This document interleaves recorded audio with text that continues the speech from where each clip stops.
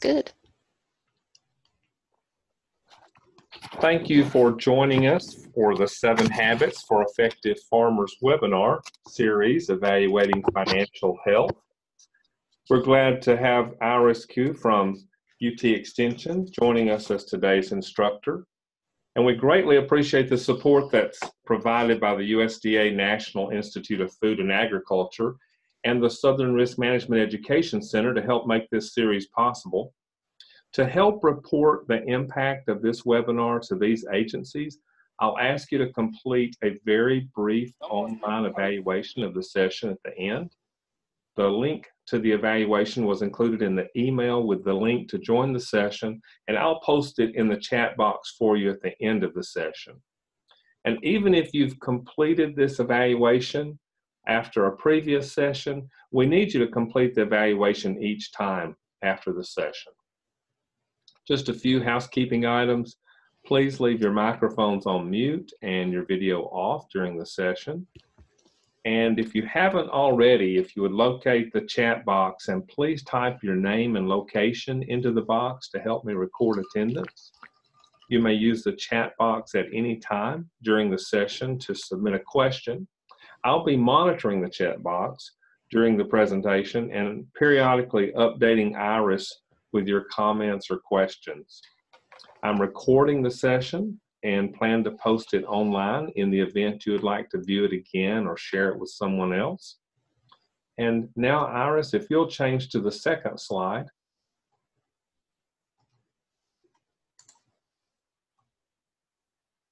Thank you. We know that people with written goals are significantly more successful than people without.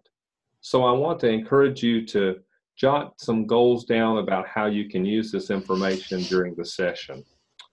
If there's no questions at this time, let's dive into evaluating financial health. Iris. All right, welcome everybody. I know that we got some audience from Germany. That's great. Welcome. So we're going to talk about Habit 3, Evaluating Financial Health today. It's a good idea to evaluate your operation in the 7 key areas in farm management.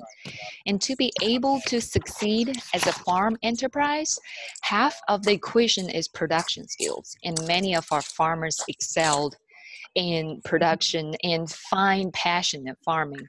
And the other half equation is management skills. This is the part our typical farmers find it less exciting and need more help from. So this webinar series are going to concentrate on improving farmer skills in this half of the pie. And I like to call it Iris's pie of farm success. Iris, can you hear me? Yes. I'm sorry, but I'm having a little technical difficulty right now. So can you pause just for a minute? Sure, sure. Okay. I think I've lost your screen. Can you hold that and not touch anything? Because I have had this up. Okay. And I'm hearing some audio from some of our participants. So let me see if I can mute everyone. Sure. And please, everybody, just mute your microphone. It's a little bit distracting.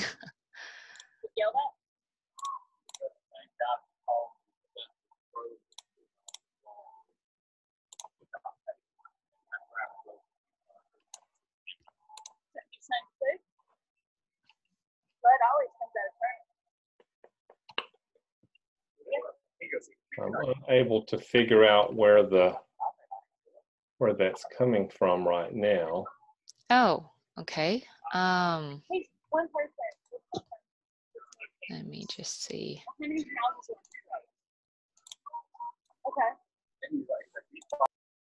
think I got it. Okay, perfect. Okay, now if we can figure out where how to get your screen back,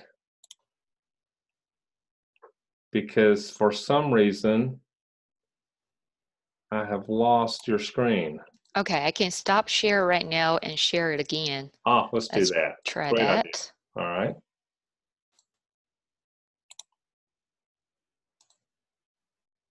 All right. Do you see it right now? Yes. Thank you very much. Perfect. All right. All right. I guess I'll just resume. All right.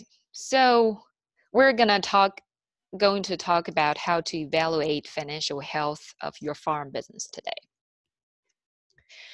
Just a little bit overview of what we're going to cover today. So first, what do I need to evaluate the financial health of farm business? And then how do I evaluate? And then what are some financial criteria I need to be looking at? First of all, keeping a good record is the baseline of all analysis. And if you don't have a good record, I really can't give you much useful information. So we're going to assume everybody did a fantastic job at record keeping, either on paper or in software. So what information can we generate from records? Business profit and loss or income statement. You can generate that for your records. Am I making profits or losing money? It can simply tell you that. And then we can go into each enterprise within the farm. For example, if I have strawberries and livestock, am I making money on strawberries or losing money on livestock? And then you can also build budgets based on your historical data. Benchmark your own production costs and returns for the historical years and build a budget for the upcoming years. And it's really useful for planning for next year. So I'm going to use two different examples to show you how we can use records to generate some useful financial information. And the first example, I'm going to use Excel, and the next example, I'm going to use Quicken as an illustration. And for those who are still collecting receipts in a shoebox, I can help you personally. So if you want to upgrade it into a computer system, just give me a holler or see what I can do for you. All right, so we're gonna be looking at Excel example. So this is example to record farm sales. And as you can see, this is the only records for November 2018. And if you want to look at, so we're going to look at from left column to the right column. The first column record is the record of the dates of the receipt in November 2018. And then to the right, all the columns are different markets that are sold to in November. So the first market is Delview Farmers Market, and then Good Eats Restaurant, Bama Grocery Store, CSA. It's just one example. And then what we can do first, we can total all the receipts for different markets. And if you look at the bottom line, that we summarized all the receipts for different markets. And if you look at the highlighted area, that's the equation that you can use in Excel to help you calculate the total number. So you don't have to use the calculator yourself, but you do need to know the equation every time that you want to tell the Excel what do you need to do. So let's look at different areas and add up all the total numbers. What is the top revenue source from all my different markets in this example? So the first one, Delview Farmers Market, it totaled at $2,800 revenue in November. And then the Good Eats restaurant totaled about $48. And then Bama grocery stores around $185. What about CSA? That's our top revenue source is the CSA. CSA alone brought us $4,800 in November. So what does that mean? What does that tell you? You want to prioritize that market. You want to prioritize CSA because that's your top revenue source and you got the most customers from CSA. So what you want to do, you want to maintain that $4,800 and you want to expand your customer base for the CSA as well. And how you can do it, you can do it either through social media, events, or a loyalty program. Try to engage your customers and expand expand that potential in the future. And in September, Megan's going to teach us about marketing, so we can learn about marketing in September. And then we can look at which markets actually brought us the least revenue. And in this case, it will be the Good Eats restaurant, right? Because it only total about $48 sales in November. And if we're assuming that I'm located in Clarksville, Tennessee, and Nashville is about an hour away, if this restaurant is in Nashville, I have to do a round trip twice a month to go to that restaurant, go through all that traffic. And if you consider the cost of the fuel and oil, the labor cost, and the production cost, does it even make sense for you to drive that far to make this $48 revenue? But then again, this records only shows the example that this is November sale. Maybe that during the summertime, this restaurant actually brought me more than $2,000, or is one of my top source. So you gotta consider that on a yearly base. And if this restaurant just doesn't even break even, maybe to consider it to spend that time to go to that restaurant, spend more time on your CSA. So that's something that you can do. If you have a better records throughout the year for different markets, you can have a seasonal trend, month by month kind of breakdown, and then you can have more analysis. So a good records can tell you a lot more about each market and each customer. And then we're going to look at cash flow by enterprise example. So you can also generate this kind of report in Excel. And then again, you got to know different equations in Excel, and sometimes you got to be Excel savvy to pull some of this. So in this example, single out the revenue and expense for just strawberry production, and created a budget for per acre base. So the per acre budget is very useful because it's a unit budget. If you're thinking about expand your current acreage, say by 5 acres or 10 acres, you can simply use the by acre budget and multiply by the acreage, and then you will get a total expense or total revenue, and that's the budget projection for that amount of acreage production. So let's look at this example from top to bottom. If you look at the top, that'll be the revenue part. And then the first column is just different expenses and the revenue. The second column is the total revenue and then the total expenses of different costs. And then the highlighted 4, if you see that on the top, that number 4 is the 4 acres. So I'm assuming that only planted 4 acres strawberries last year. And then I created another column next to it, says dollar per acre, and that's the unit budget. That's the per acre budget I'm creating here. So then again, you gotta do the equation.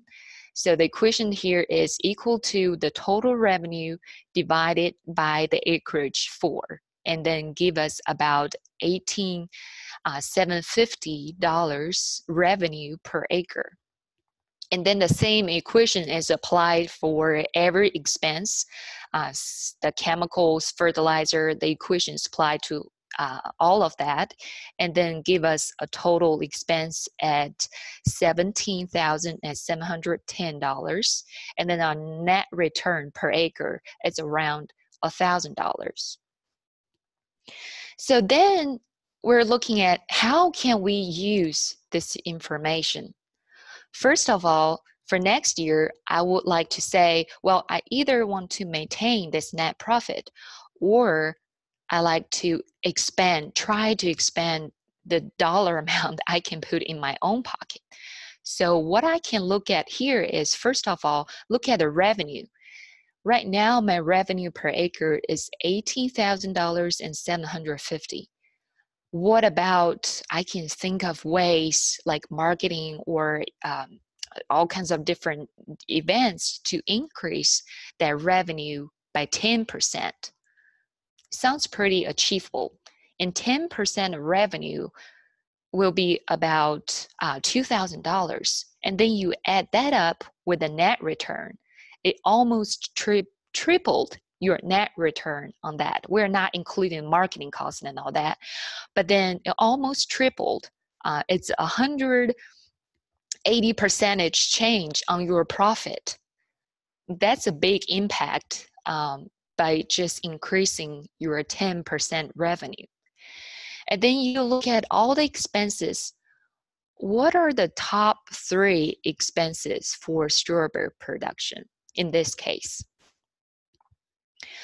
Let's look at from chemicals, fertilizer, interest, it's around $1,700. Labor, it's around $8,000. And then we spend on seed about $3,000. And then supplies for the containers, it's almost $3,000 as well. So the top 3 expenses were identified from this enterprise. The top one is labor. And then it's the seed expenses. And then it's the supplies for containers. Why do we need to do that? Because at 10%, if we were thinking about cutting some cost, so sometimes we cannot control the price, the commodity price, but we can control during the hard time or to maximize that profit is to control our cost. And the first cost that you want to consider to cut or reduce is the top 3 costs that you want to look at your enterprise. Okay, so the first cost I want to look at is labor. If I reduce 10% of that labor cost, and that's about $800 impact on my net return. And that's almost 80% increase on my net return if I reduce 10% on labor. And then, so some of you may think, well, I can't really reduce my labor cost. And that totally makes sense because labor is a lot of the most important thing either in produce or tobacco production or orchard production. But have this budget year by year, and then you have some years that you suddenly have a $10,000 jump in your labor. What went wrong? You can look back to actually evaluate that, and then you want to keep the good labor, the efficient labor on your farm to generate the most income as you can. And then a lot of people are thinking, well, what about I cut fertilizer costs? Sometimes we just got cheap. And when the fertilizer cost went up by a couple cents, and you're thinking, well, I'm just going to cut my fertilizer application this year by half. But let's look at this example. If you cut, so the total cost of fertilizer in this example is only $600 per acre. If you cut that by 10%, like what I did in labor, it's only reducing the cost by $60. And how much percentage of that impact on your profit is less than 5%. So think about that. That's not the first thing you want to cut. Something just showed my computer, sorry. Okay. And then, all right, it just keeps showing up. I'm sorry about that. Where was I?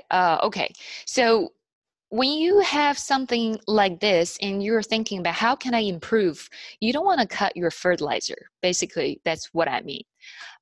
It's really a small impact compared to your labor, compared to your container supply cost, or compared to the seed cost. And that's the least thing you want to consider to cut, because that will impact on your yield and also impact on your revenue. So that's something that you can do, and then create some goals for next year. All right, then we're looking at Quicken Example. So if some of you might use Quicken as a record-keeping software, these software companies really make life so much easier, but you do need to spend some time to learn how to use software or even a computer for some people. So Quicken is quite useful for some small farm business, and there are other options depending on your need. A lot of us use QuickBooks or other software examples. And so here is the questions you can ask Quicken after your input all the data, and then at the end of the year or beginning of the year, you can ask Quicken some of these questions. Where did I spend money during this period? Am I saving more money? And how much did I pay to different vendors? And did I meet my budget? And Quicken can help you calculate all of that. And then this is some kind of report that you can pull out of Quicken, cash flow by enterprise, and it's the same example I showed you earlier, the strawberry example. And you can generate this from Quicken.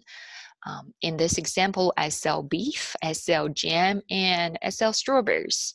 And it will give you a breakdown of the revenue expenses by different enterprise. Okay, I'm going back to that. So, and then after you generate the report, if you want to do something like what I showed you earlier, the per acre budget, you can simply export this report into Excel form, and then you can manipulate the report in that way. All right. And if you want to know and learn more about how I can use farm records to generate some financial reports, we are going to have a new workshop coming up with Center for Profitable Agriculture. It's going to be face-to-face, a whole day workshop, going to be conducted here in Tennessee and in Kentucky. It's going to be during September this year and all the way through April next year. And you will learn about using Excel spreadsheets and other tools to evaluate your farm performance. If you're interested in that, just keep looking at the Center for Profitable Agriculture website. The locations and time will be announced soon. All right, so 1 year data really doesn't tell you as much as years of data. Then you can have some graph like this for your income and expense reports. And then you can see like during which year you actually performed the best, and what happened when you were actually netting negative or something like that. Just going back to actually learn from your past. And then we're gonna go into financial criteria. Before we're gonna look into more of this, do we have any questions on that topic?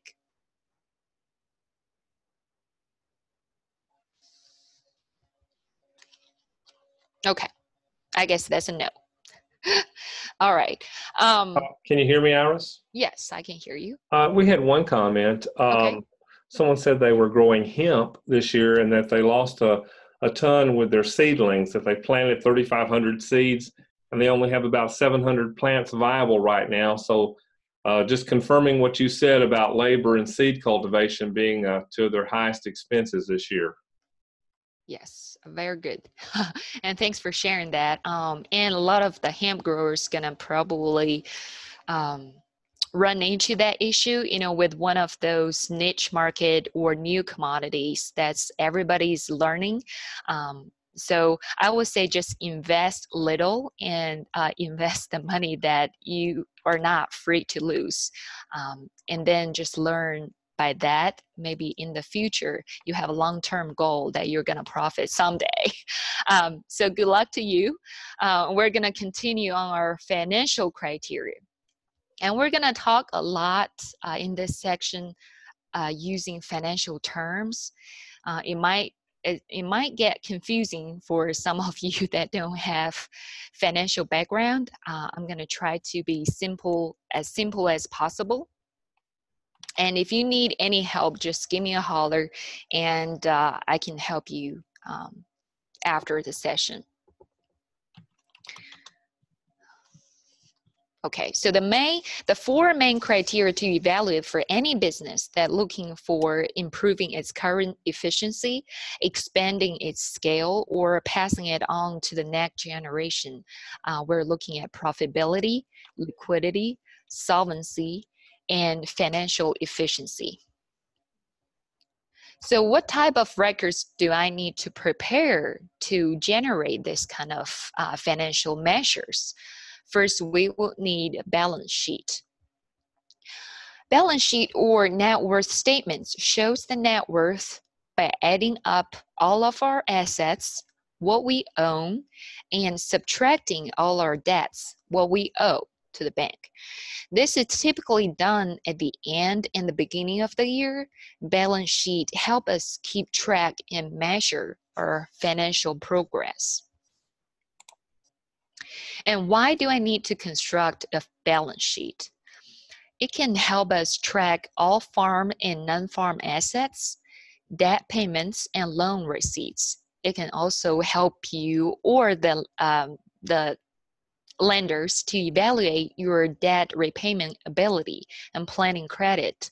They're also very useful for succession planning. So if you're thinking about passing your farm on to the next generation, they also need to know what you have and what you owe. They don't need to be in the dark when they go into something like this. So it's very useful for succession planning to have a balance sheet. So what does it look like? A balance sheet contains the assets on the left and liabilities on the right. And we'll have three sections to list short-term assets, short-term liabilities, mid-term assets, liabilities, and long-term assets and liabilities. And what does that include? The short-term assets include checking, cash, credit card. Liabilities include operating loans, credit card loans, credit card debt. And mid-term assets include machinery or breeding livestock that you own 2 to 10 years, something like that. And the mid-term liabilities include machinery loans. And then long-term assets include land and buildings, and long-term liabilities that farm loans example. So after we constructed our balance sheet, we can tell all these financial measures by adding up the balance sheet and income and expense statement. So the first one we're going to talk about is profitability. What is profitability? It is a measure of basically rate of returns. A high rate of returns means you have a high profitability. And the two measures I'm going to talk about today, first one is rate of return on farm assets. It can be thought of as the average interest rate being earned on all investments in the farm. And a high return will mean a good investments. So if you're looking for investors, what they want to look at is the rate of return. If the business has a high return, the investor's gonna be all over it. And so is lenders. They were more confident to invest in some business like yours. And then operating profit margin shows the operating efficiency of the business. If expenses are low relative to the value of farm production, the business will have a healthy operating profit margin. A low profit margin, sometimes even negative, can be caused by low product prices, high operating expenses, or inefficient production. So the margin will be low. And this is the data from University Minnesota. After you calculate all your data, like say you got 5% on this, 5% on that, how can I tell from that number, am I doing good or am I doing bad? And you can go to University of Minnesota. They have a FinBin source, so they collect a lot of farms data all over the United States and mainly from Midwest, and they collect all their data to have an average or a benchmark for you to compare it to. So for this example, we show the 5 years data for rate of return on assets and operating profit margin, the top 20% and the low 20% of all the farms. What that means, if you lies above the high 20%, it means that you are doing really well. You are the top 20% of the farms almost in the United States. I can say that. So you're definitely above average. But you, unfortunately, your numbers lie under that low 20%, which means you are not doing well and you probably want to think of some things you can improve. So in this example, let's look at 2014. The highest 20% of farms, if your rate of return is above 11%, which means you did really well in 2014, and if you're above 6.6% in 2017, you're in the top 20% of performing farms. And then we're probably going to assume a lower rate of return in 2018 for a lot of the commodities. And then you can see the rate of return, the low 20%, they're all showing for that 5 years period, showing a negative rate of return. It can go as low as negative 5.4%. And for the operating margin, the highest appeared in 2014 as well. It showed 27% of operating profit margin for the best performing farms, and low as negative 18.9% in 2015 for, the low performing farms. All right. Hey, Iris, can I Sure. ask a question? One question that's been asked is, why aren't row crops considered short-term assets, or at least those ready for harvest? Oh, that will be current assets. That'll be right. I didn't list all the current current assets. Yeah, if you have growing crops on hand, that is current current asset. That's a good question. Thank you. All right, we're gonna go into liquidity. Hope I'm not losing you yet.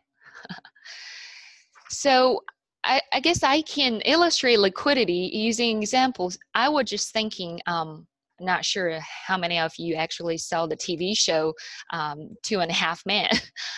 And there is an accountant showing this really neat saying like Charlie's not doing really well in terms of his financial, to show what does liquidity mean. It basically means your cash flow. So like this, the TV show example is like a stream of water. You have the revenue coming into the cup, and expenses is like the stream flowing out of the cup. And for really good liquidity farms, that you have a constant stream of revenue going into the cup, and you probably have just one line of water coming out of it. So it's a healthy balance that you always have some water in your cup. So that's good.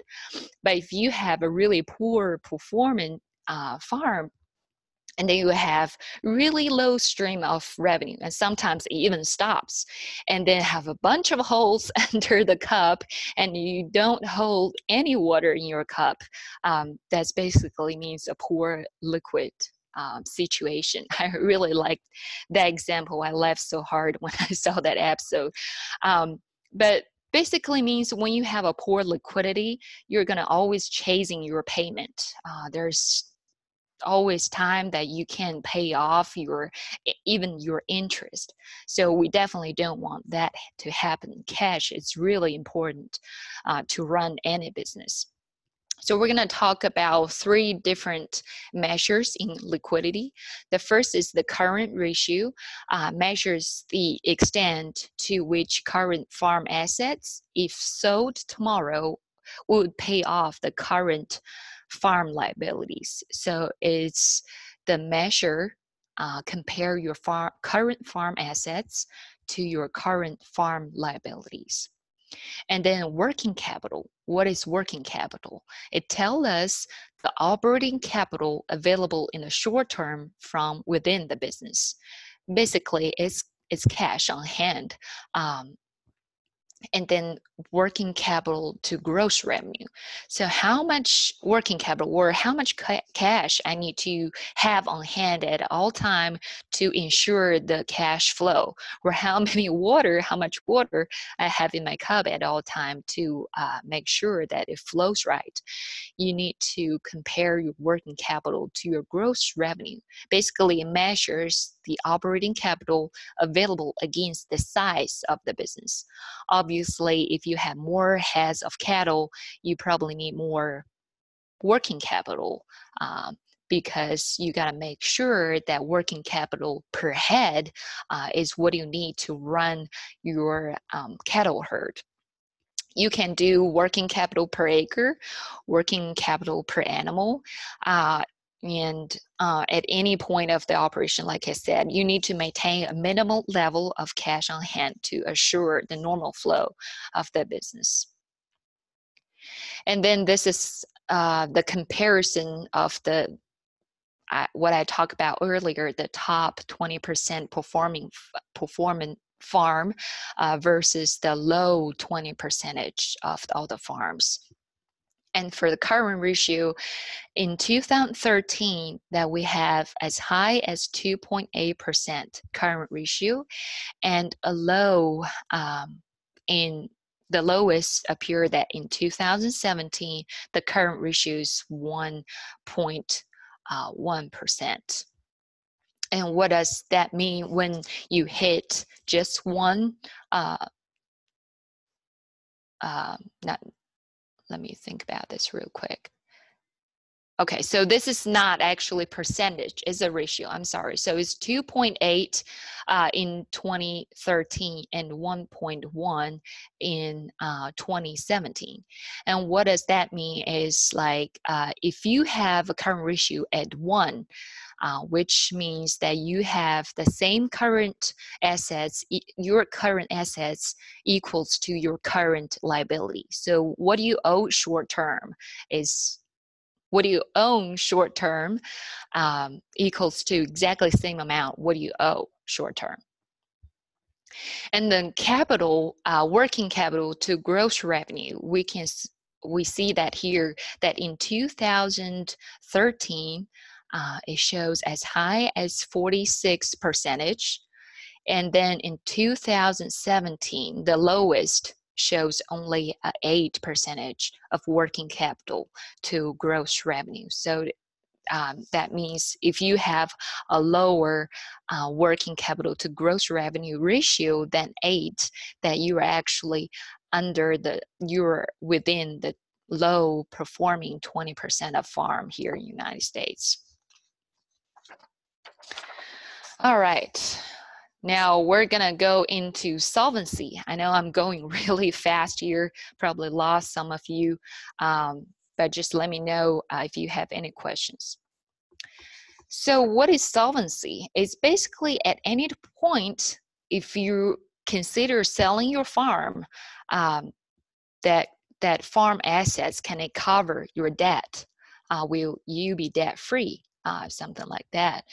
And so one solvency ratio I like to introduce to you today is farm debt to asset ratio. So it's basically the bank's share of your business. It compares total farm debt to total farm assets. And the higher ratio is an indicator of greater financial risk and lower borrowing capacity. And if you're interested in any of like the equations, how to calculate all these ratios, I'll have a slide that include the link that you can go back and refer to. So I'm not including any equations here. So let's look at the 5 years data. Again, in the top, it compares the top 20% to the low 20% of the debt to asset ratio from 2013 to 2017. So you can see here that in 2016, it shows the low 20%. So if you have a higher debt and more percentage than 51%, you actually owe more than basically what your net worth is. And that's above what above 50% means. So basically your debt is half, more than half of what you own, so the assets. And then if you look at the top performing farms, that in 2013, the lowest debt to asset ratio is 30%. So if you have a lower debt, less than 30%, you're among the top performing farms here in the United States. All right, so we talked about profitability, liquidity, and solvency. It's all very important for any farm or any business to calculate the rate of returns. That is the profitability, the cash flow capacity, liquidity, and the financial risk. To measure that is the solvency measure. And then if you're wanting to improve your farm performance, you need to improve efficiency. So all your numbers look pretty good. You're in the middle ground, above average. You want to improve your financial efficiency or farm efficiency before thinking about expand.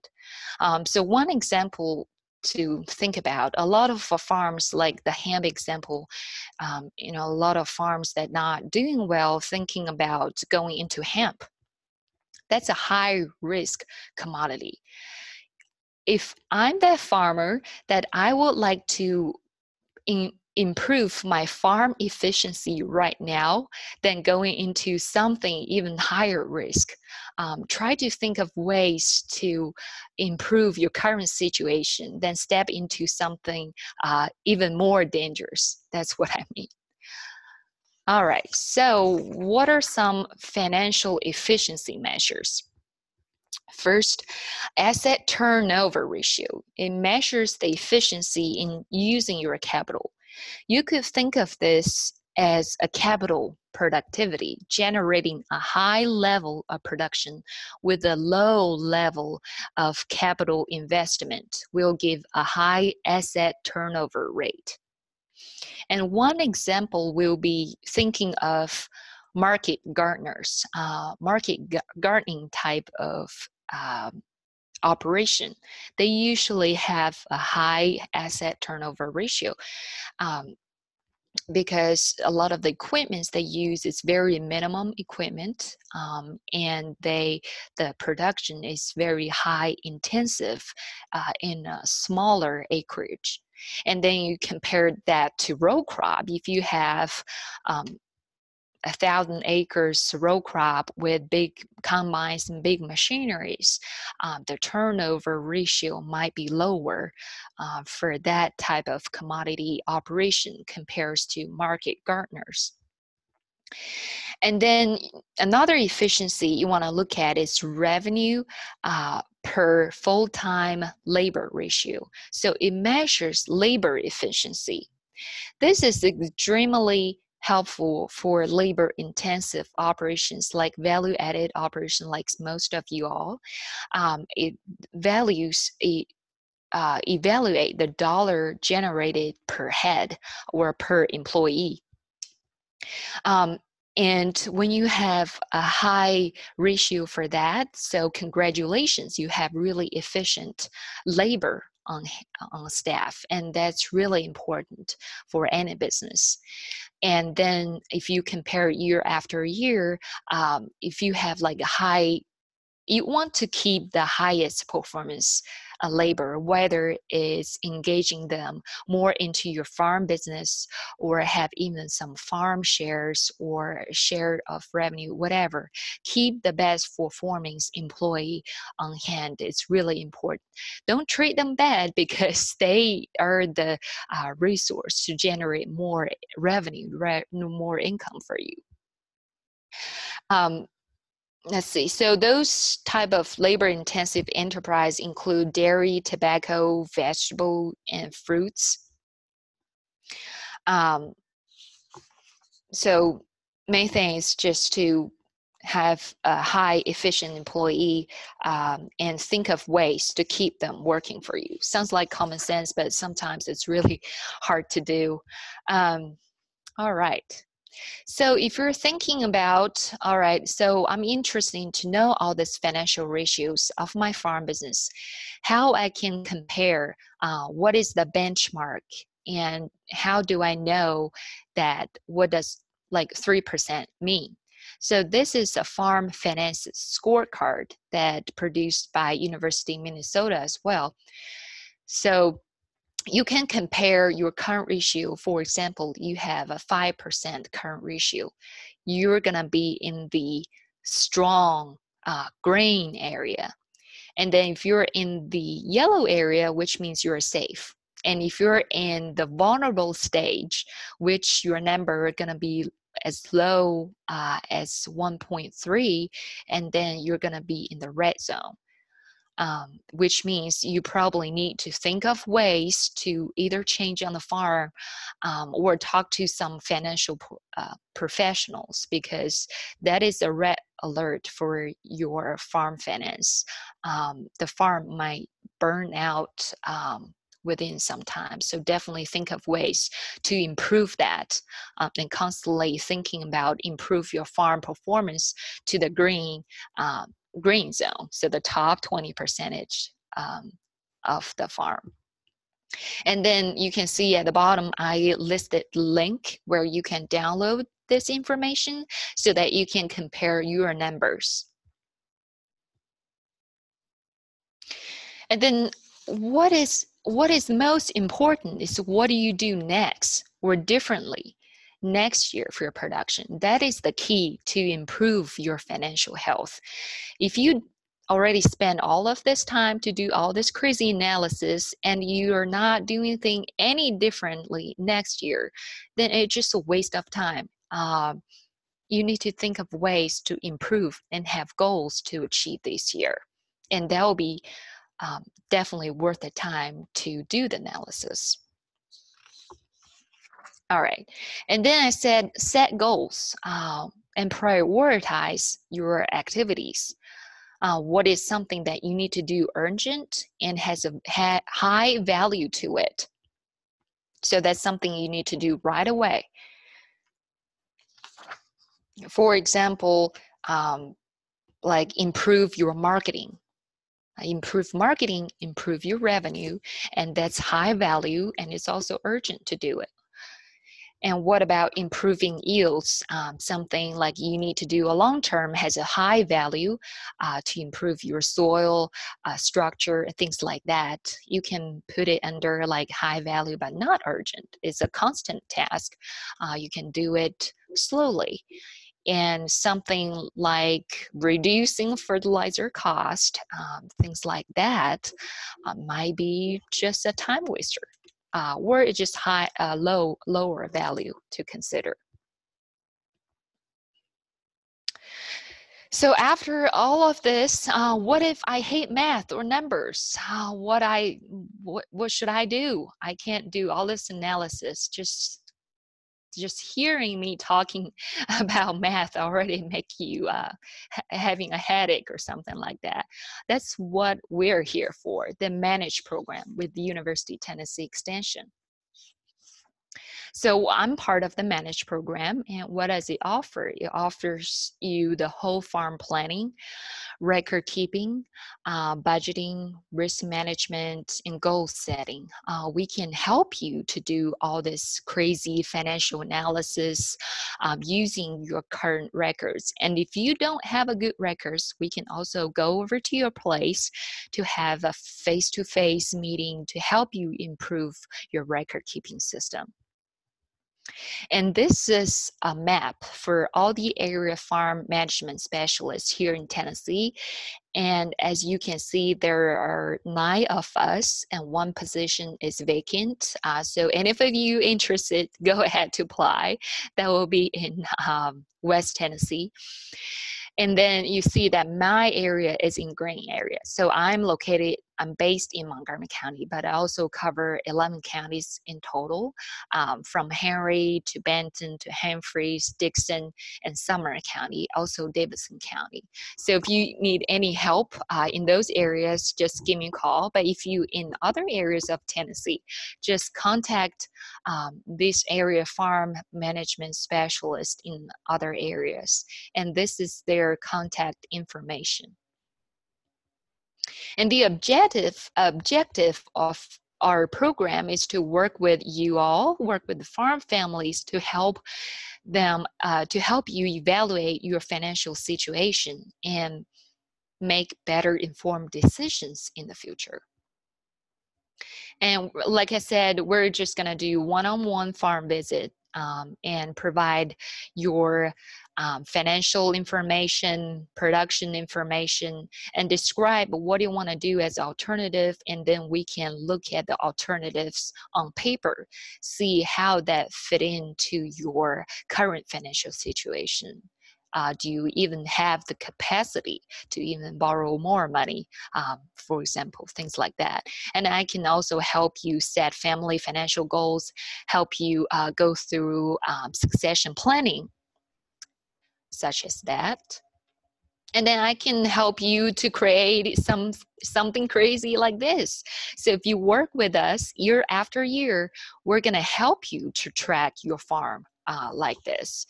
And you know that a lot of the public companies, not the farm business, they all have like quarterly report or yearly end, like year-end report, things like this to track their performance.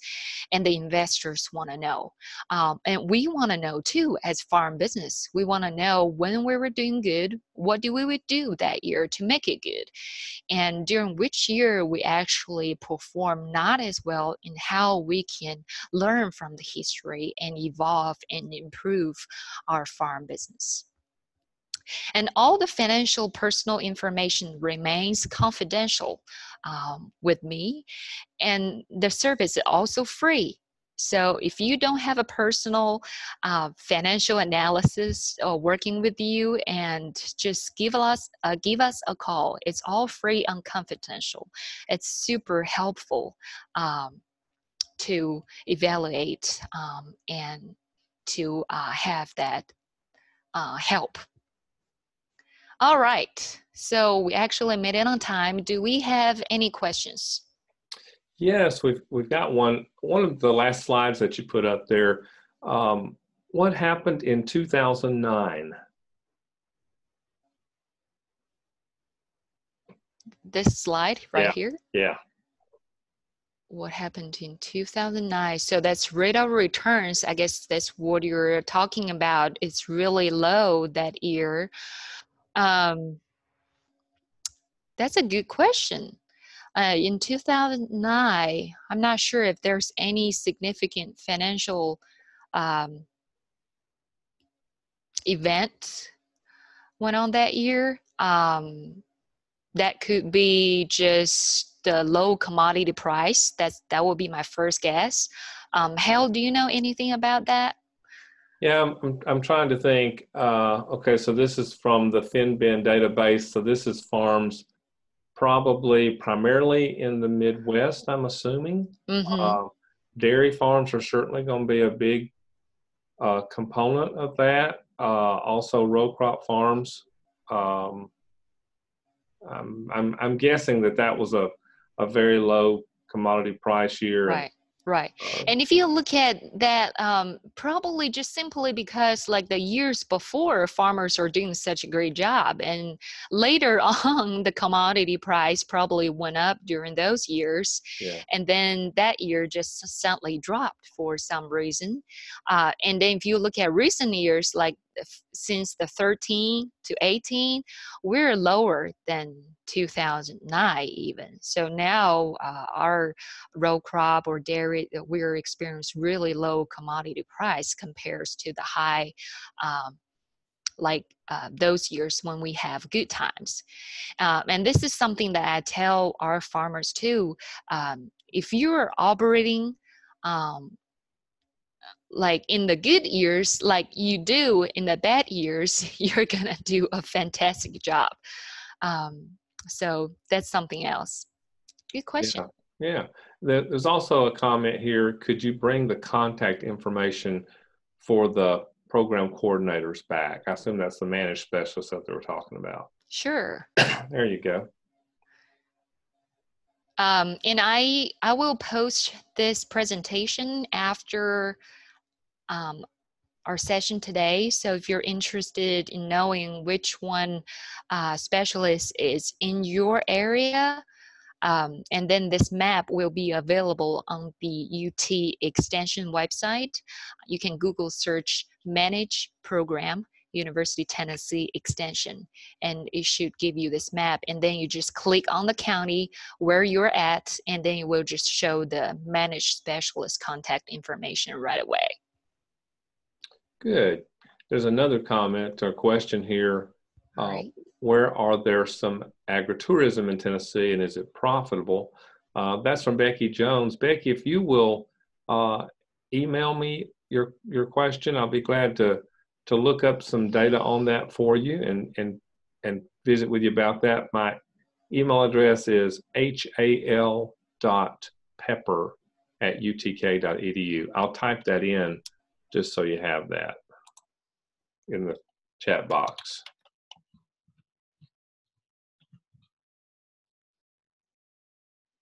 All right. Any other questions?